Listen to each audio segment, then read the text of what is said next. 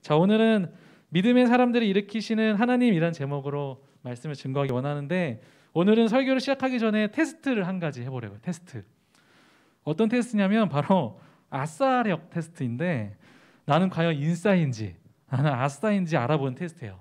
여러분, 어디까지나 재미로 하는 거니까 여기서 막 내가 점수 높게 나왔다고 해서 나는 뭐 인싸다 이렇게 기고만장하지 마시고, 또 그렇다고 점수가 낮다고 해서 나는 아싸야 이렇게 하면서 낙심하지 마시고 한번 재미로 한번 해볼게요.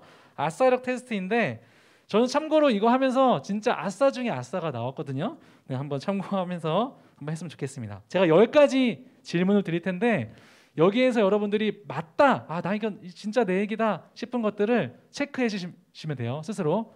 아셨죠? 10가지 질문 드리는데, 첫 번째, 나는 와이파이, 전기장판, 핸드폰만 있으면 집순이라도 괜찮다, 집돌이라도 괜찮다, 나는 뭐 와이파이나 뭐 그냥 집에만 있으면 너무 좋다 하는 친구 스스로 한번 생각해 보세요.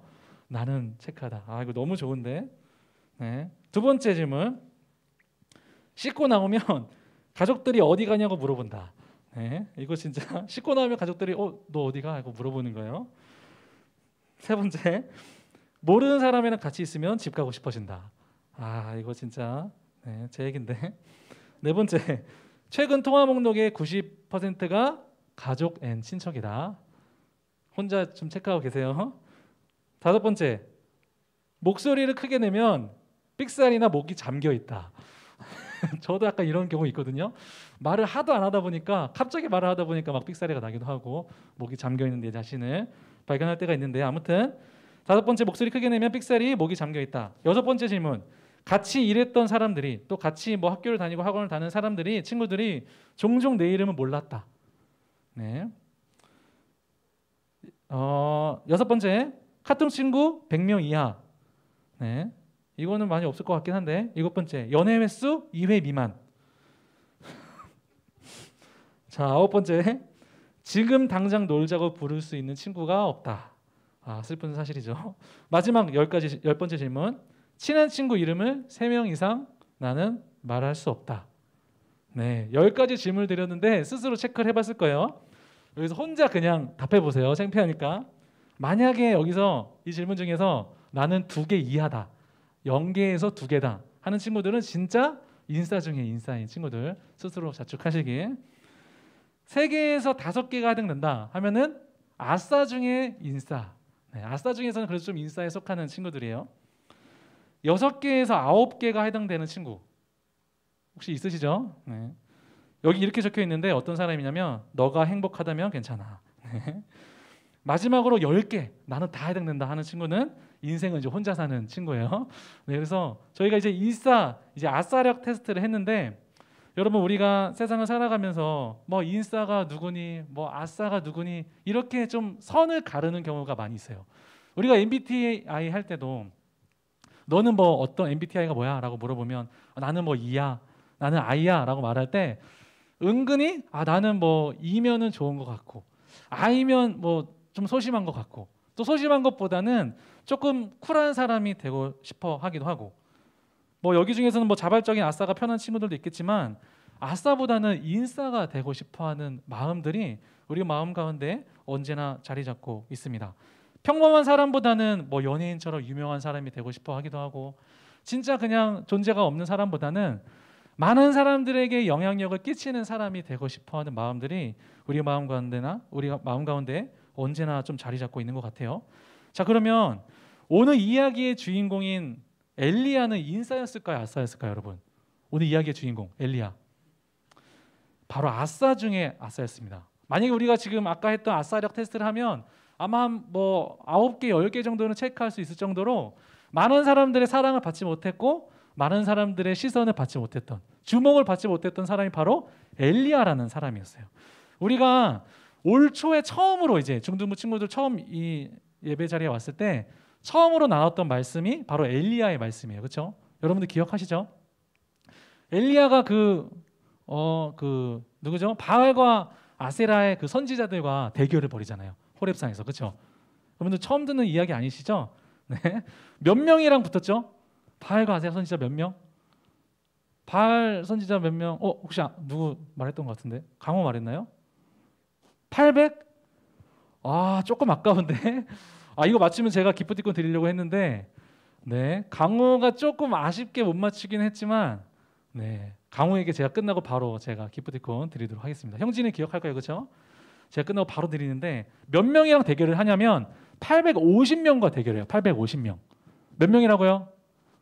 850명. 바알 선지자 400명, 아세라 선지자 450명. 850대 1로 대결을 벌이는데 누가 이깁니까, 여러분? 누가 이기죠? 그들이 이겼어요? 아니면 엘리야가 이겼어요? 엘리야가 이겼죠, 그렇죠?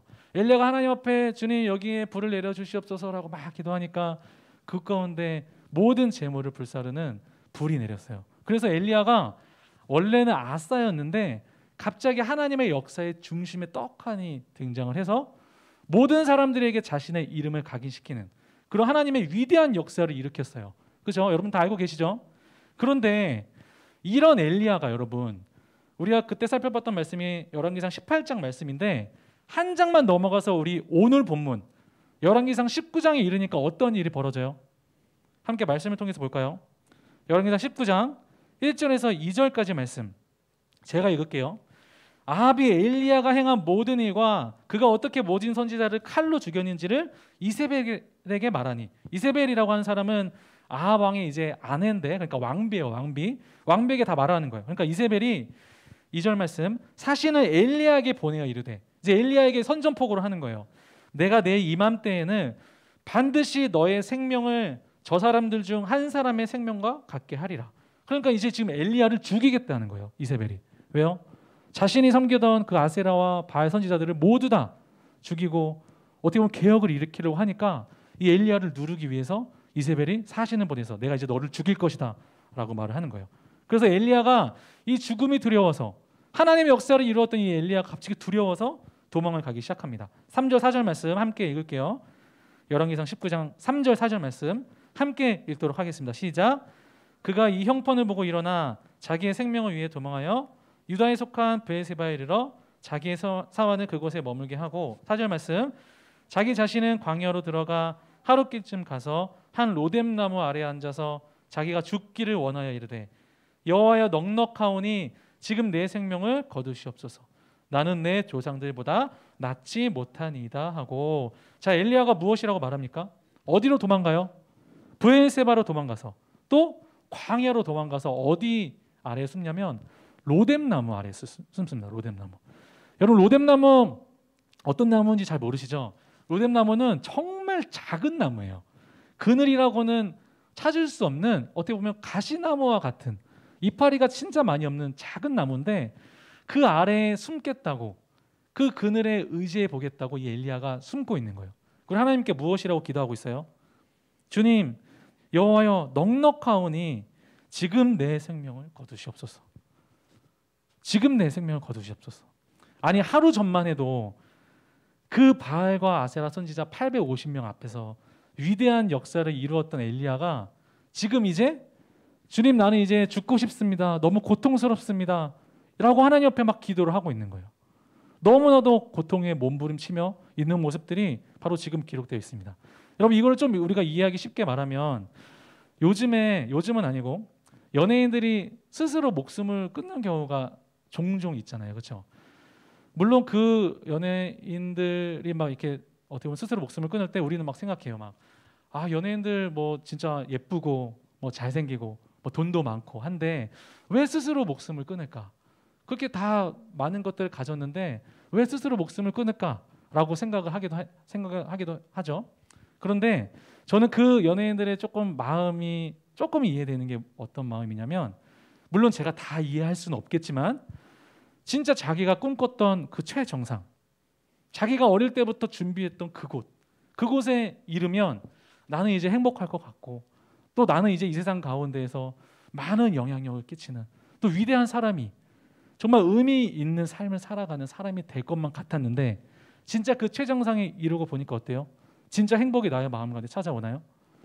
오히려 더 공허하고, 그리고 나는 오히려 더 부족하고, 많은 사람들이 나를 향해서 손가락질하는 것 같고, 그런 마음 가운데서 나는 진짜 쓸모없는 사람인가 보다, 나는 나의 삶이 정말로 의미 없는 삶인가 보다 라고 하면서 자신의 삶의 의미를 잃어버리는 경우가 많이 있는 것 같아요. 저는 그 마음이 이 그 스스로 목숨을 끊는 사람들의 마음이지 않을까 생각을 하고, 또 오늘 본문에 등장하는 엘리야의 마음이 바로 그러했어요.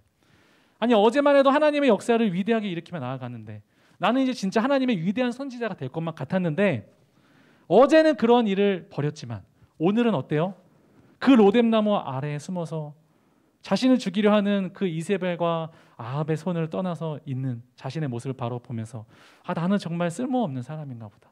나는 정말 하나님의 그 위대한 역사를 일으킬 수 없는 사람인가 보다 하면서 자신을 자책하고 고통 속에서, 낙심 속에서 살아가는 모습이 바로 엘리야의 모습이었습니다.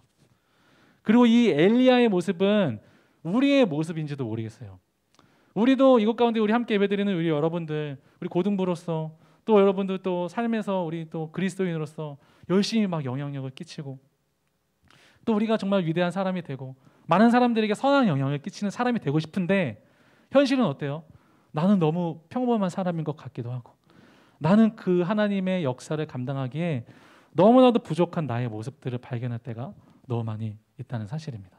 그런 사실 앞에서 우리는 절망하기도 하고 엘리야처럼 낙심하기도 하고 하나님 앞에서 고통 속에서 울부짖기도 하는 모습들이 우리의 모습인지도 모르겠습니다. 자, 그런데 이 엘리야를 하나님께서 어떻게 부르시는지 한번 보세요.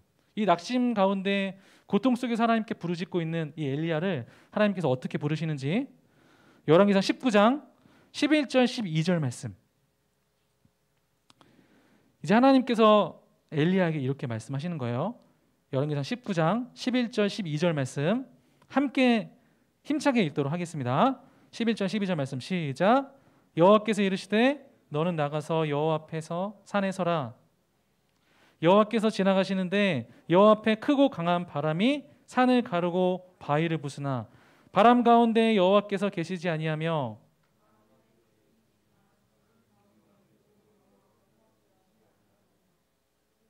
지진 후에 불이 있으나 불 가운데도 여호와께서 계시지 아니하더니 불 후에 세미한 소리가 있는지라. 아멘. 여러분, 이게 무슨 상황이냐면, 여러분 저를 보세요. 이게 무슨 상황이냐면 엘리야는 하나님께서 불 가운데 계신 줄 알았어요. 하나님께서 엄청난 옥토를 막 흔드는 지진 가운데, 엄청난 역사 가운데 계신 줄 알았어요. 그런데 하나님이 갑자기 엘리야를 부르시는 거예요. 엘리야가 보니까 하나님이 자신의 앞에 지나가시는데, 우리 11절 말씀을 보면 여호와 앞에 크고 강한 바람이 산을 가르고 바위를 부수나 바람 가운데 여호와께서 계시지 아니하며 바람 후에 지진이 있으나 지진 가운데에도 여호와께서 계시지 아니하며 또 지진 후에 불이 있으나 불 가운데에도 여호와께서 계시지 아니하더니. 산을 가르고 막 이 땅을 가르는 막 바람 가운데 하나님이 계신 줄 알았는데, 하나님이 막 지진 가운데 엄청난 역사 가운데에만 하나님이 계신 줄 알았는데, 하나님은 그곳에 계시지 않았던 거예요. 하나님이 어디에 계셨던 거예요? 오히려 우리가 귀 기울여야 들을 수 있을 정도로 세밀한 음성 가운데 있었다는 사실입니다. 여러분, 이게 무엇을 의미하냐면, 우리는 생각해요. 막 우리가 엄청난 막 위대한 사람이 되어야 하나님의 사람이 되는 것 같고, 이 세상 가운데에서 우리가 막 유명한 사람이 되어야, 우리가 막 연예인이 되어야, 이 세상 가운데서 우리가 막 능력이 있어야, 우리가 말도 잘하고 아싸가 아니라 막 인싸가 되어서 많은 사람들이 막 마음을 막 빼앗고 예술도 잘하고 모든 것들을 잘하는 사람이 되어야 우리가 하나님의 사람이 될 거라고 생각하는데, 그런 위대한 역사가 일어날 거라고 생각하는데, 하나님은 그런 마음이 하나도 없으셨던 거예요. 하나님은 오히려 엘리야에게 말씀하시기를 세밀한 음성 가운데 나타나시는 거예요. 하나님은 오히려 우리가 위대한 사람이 되었을 때 우리를 사용하시는 것이 아니라, 우리가 아무리 평범한 사람이라 할지라도, 우리가 이 세상 가운데에서 부족하고 연약한 삶을 살고 있다 할지라도, 그 세밀한 음성에 귀 기울이는 한 사람을 하나님께서 사용하심을 믿습니다. 여러분, 아멘이십니까? 이 세상 가운데서 우리가 막 위대한 사람이 되려고 노력하는 게 아니라, 우리에게 말씀하시는 그 세밀한 음성, 나는 너무나도 부족하고 연약하지만, 나는 너무나도 평범한 사람이지만, 나에게 말씀하시는 하나님의 말씀에 귀 기울이는 한 사람, 하나님의 말씀을 가까이 하는 한 사람, 나의 평범한 삶이지만, 나의 평범한 모든 행동이지만, 이것들을 통해서 일하시는 하나님을 바라보는 한 사람을 하나님께서 사용하심을 믿습니다. 우리 함께 예배드리는 우리 고등부 친구들, 우리의 삶 가운데 부족한 것, 또 연약한 것 많이 보일 거예요. 그러나 그럼에도 불구하고 하나님께서 낮은 자를 사용하시고 하나님의 음성에, 하나님의 말씀에 귀 기울이는 한 사람을 사용하신다는 사실을 여러분들 꼭 기억하고 살아가는 우리 모든 고등부 친구들 되어지기를 주님의 이름으로 축복합니다. 제가 한 가지 이야기만 하고 마칠 텐데, 한 10년 전쯤에 한국교회에서 많은 존경을 받던, 지금도 영적 거장이라고 불리우던 목사님이 소천을 하셨을 때가 있어요.